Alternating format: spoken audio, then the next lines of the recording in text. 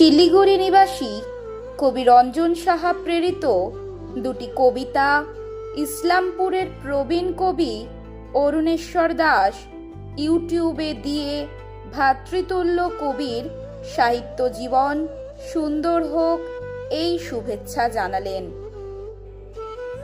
চাঁদের আলো, কলমে রঞ্জন সাহা, কণ্ঠে শ্রাবণী চ্যাটার্জি।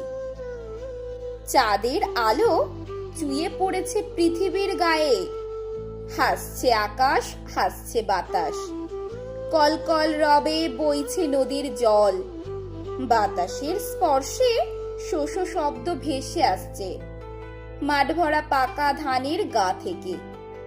রাত্রির শেষ প্রহর এখনই শেষ হবে, আর সাথে সাথে ভোরের আলো উঠবে ফুটে।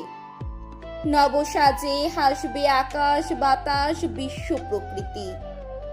বিশ্ব প্রকৃতির প্রীতিমাখা হাসির ছোঁয়ায় আমরাও একে অপরের সাথে নিবিড় বন্ধনে জড়াবো।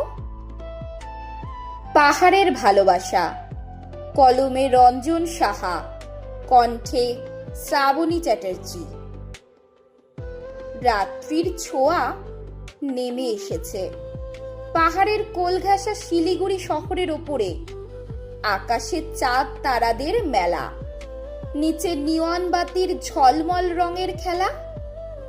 আলোর ফোয়ারা, আবার আধারের আধো আলো আধো ছায়া। পাহাড়ের বুক থেকে আসা হিমেল হাওয়া বয়ে বেড়ায় সমস্ত শহর জোড়া।